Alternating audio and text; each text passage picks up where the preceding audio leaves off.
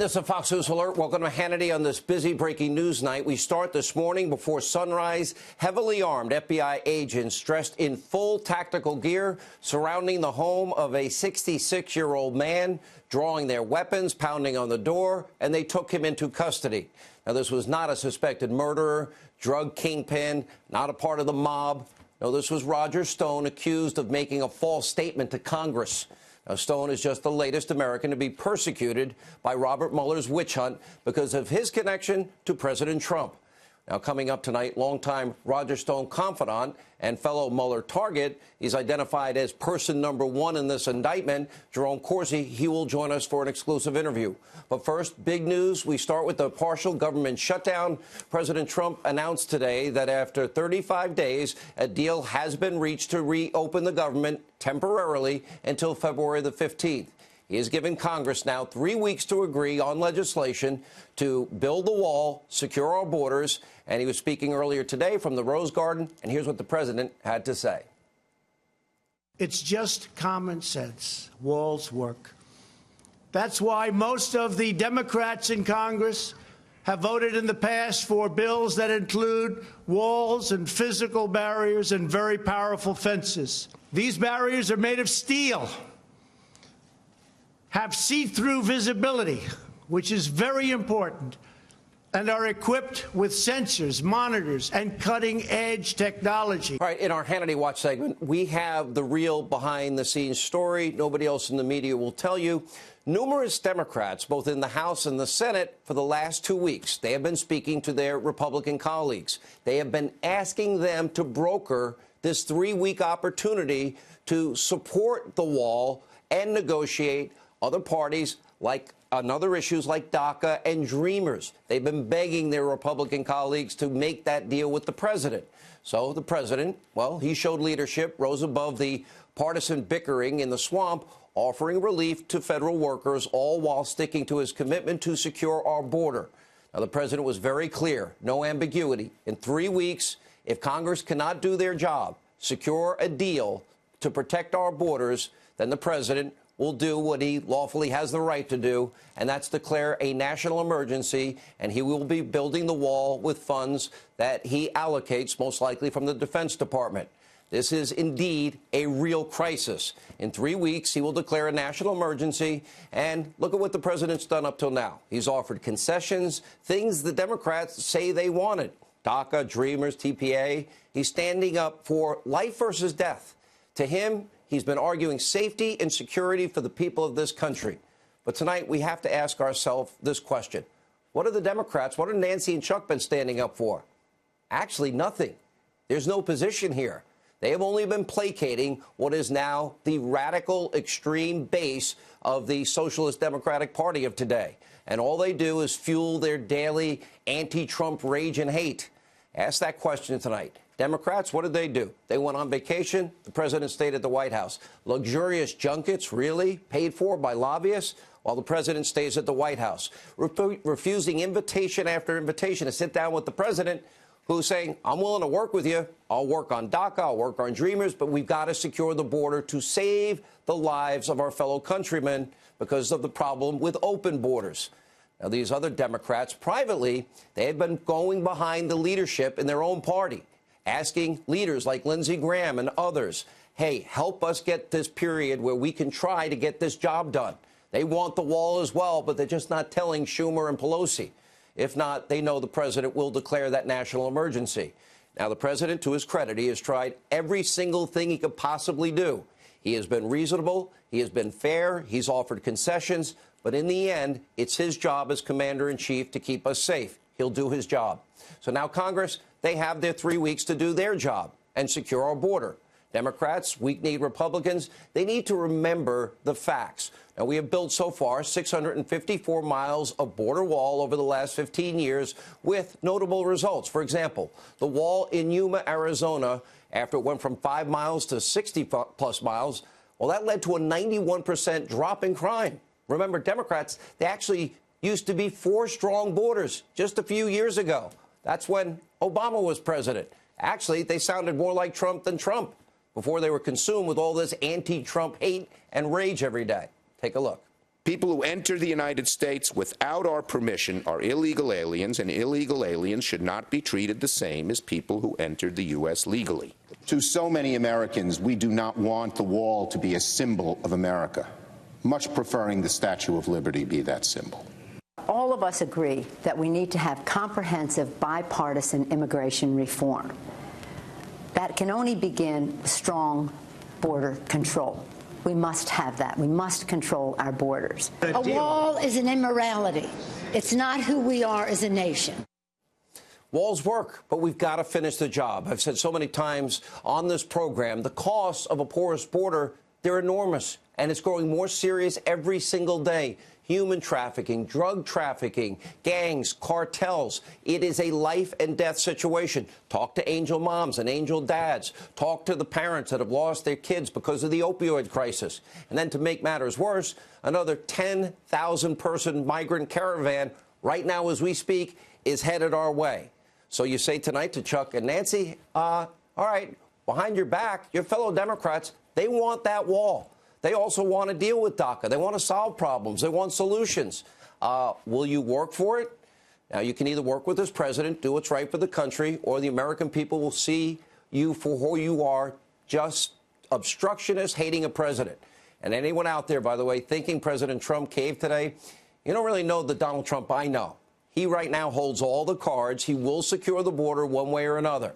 And while President Trump works hard to solve serious issues of life and death facing the country, well, we do have another issue tonight. Hannity watch on the deep state. Robert Mueller and his merry band of Democratic donors, they continue their quest literally to destroy the lives of everyone and anyone that's associated with Donald Trump. Today, Roger Stone was their latest target. Our own Trace Gallagher has the very latest. Sean, the pre-dawn raid on the Fort Lauderdale home of longtime President Trump confidant Roger Stone began with the FBI shouting, "Open the door." It ended with Stone being led away in handcuffs. The 7-count indictment is the first criminal case in months from special counsel Robert Mueller and alleges that senior members of the Trump campaign tried to benefit from the release by WikiLeaks of hacked Democratic emails damaging to the Clinton campaign. Stone called the special counsel politically motivated and vowed to fight the charges, saying he was falsely accused of making false statements to the House Intelligence Committee. Here's what he just said on Tucker Carlson tonight. Watch. I'm in for the fight of my life, but I will not quit. I will not fold. I will not bend. I will not bear false witness against the president. I intend to fight because this indictment is fabricated. This indictment is thin as can be. White House Press Secretary Sarah Sanders said the charges don't have anything to do with the president, and Trump attorney Jay Sekulow said the indictment also does not allege Russian collusion by Roger Stone or anyone else, meaning there's no evidence that Stone conspired with WikiLeaks or the Russian officials who the special counsel believes hacked the Democratic emails. The indictment does say that Stone repeatedly discussed WikiLeaks with campaign associates. Here he is again. Watch. But knowing what's in my email and my text messages, there is no corroboration whatsoever for this. And as for my email exchange with Steve Bannon, everything I told him in the exchange was publicly reported information. Stone is obviously out on bail, a $250,000 bond to be exact. His next court date is January 29th in the nation's capital. It's not uncommon for the FBI to make early morning arrests of targets who are under indictments, but it's the first time Robert Mueller has used this tactic. Stone had been predicting his indictment for months. Sean, back to you. All right, Trace, thank you. We are witnessing the biggest abuse of power scandal in modern American history. It's playing out right before your eyes. More corruption than we've ever seen. Really, a pre-dawn raid, 17 vehicles move in, 27 FBI agents in full SWAT gear, guns drawn, home surrounded. For what? Roger Stone's not being charged with any violent crime here. He isn't charged with colluding with a foreign government at all. He's never posed any security threat of any kind. Instead, he was indicted on a series of process crimes that never would have happened, yet Robert Mueller started an investigation. This is, in other words, created by the fact that Mueller had an investigation. Why is he being treated like Pablo Escobar? Now, naturally, fake news CNN, they were there. They captured the whole thing. Wow. How did they know the exact timing of this? Somehow, the networks, fake news, so-called journalists, knew exactly when and where the raid would go down and the time it would happen. Well, couldn't be, could it? Did one of maybe somebody in Mueller's office, maybe one of the partisan investigators, I don't know, did they tip off their favorite fake news network? Take a look. Allison, it's reporter's instinct. The whole Russia team thought maybe something was happening. There was some unusual grand jury activity in Washington, D.C. yesterday. We also had some other signs that maybe something was going on this angle, the Roger Stone angle. So we showed up at his house this morning. We were the only ones there. And lo and behold, the FBI agents did come and arrest him. Maybe another investigation into more leaking the details of an ongoing investigation. By the way, that's a serious crime. I wonder if these leakers, are they ever going to face justice? Oh, that's right. We're living in a two-tiered justice system. One if you're a Clinton, a whole other one if you're a Democrat, and like virtually all the investigators on Mueller's team, oh, they seem above the law. But if you're associated with President Trump, you get your door kicked down in the middle of the night, hauled away in handcuffs, all while CNN films it all. You're tarred, you're feathered in the public square. Your innocence is stripped before ever facing trial. Your rights are trampled on by a politically motivated army of Clinton donors. You know what? This bears all the markings of Mueller's so-called pit bull, Andrew Weissman. And like all of Mueller's previous targets, Roger Stone was not charged with anything Russia involved. No collusion, no Russia, no conspiracy to steal Clinton's emails or commit campaign fraud, because he didn't commit any of those crimes and isn't charged with that. That's why he's charged with 7 bogus process crimes again. 5 counts of lying to Congress, and not once lying about emails. Oh, and text messages. All of these crimes occurring after the start of the Mueller investigation. Now, this is nothing more than a political persecution. Now, let's not forget, James Comey, he lied to Congress. John Brennan lied to Congress. James Clapper lied to Congress on multiple occasions. Are they going to be charged? When will they get the pre-dawn raid treatment? And what about former Deputy FBI Director Andrew McCabe, fired for lying to the FBI? When is he going to get the pre-dawn raid? Comey's general counsel, James Baker, well, he leaked sensitive information. When is his pre-dawn raid? James Comey leaked bureau memos to the press via a close professor friend. Is he going to get charged for that? Now, the biggest of all, we have Hillary Clinton. She mishandled top-secret classified material on an unsecured private server. And then, you want to talk about obstruction of justice, not handing over emails, not handing over text messages. Oh, that's what they just charged Roger Stone with. But Hillary destroyed subpoenaed emails, 33,000 of them. Oh, then she washed her computer hard drive with bleach bit, and then they busted up the devices. Where's Hillary Clinton's pre-dawn raid? James Comey, Andrew McCabe, Sally Yates, Rod Rosenstein, they all lied to a FISA court.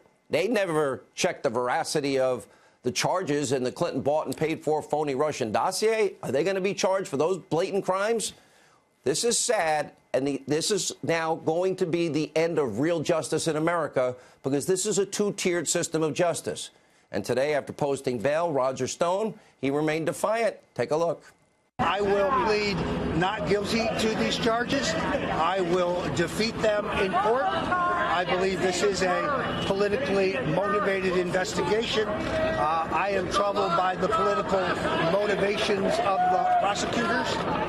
And as I have said previously, there is no circumstance whatsoever under which I will bear false witness against the president, nor will I make up lies to ease the pressure on myself. I look forward to being fully and completely vindicated. And according to the special counsel, the basis for Stone's arrest surrounds his attempt to source Clinton campaign emails acquired by WikiLeaks. By the way, that's not a crime. I've said it before. I'll say it again.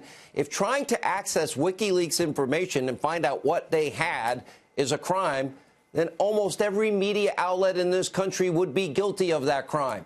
In 2016, nearly every paper, every news organization accessed WikiLeaks documents surrounding the stolen Podesta emails, including the ever-so-loved liberal New York Times. They actually provided direct links to the leaked emails inside of their articles, which brings us now to a Hannity history lesson.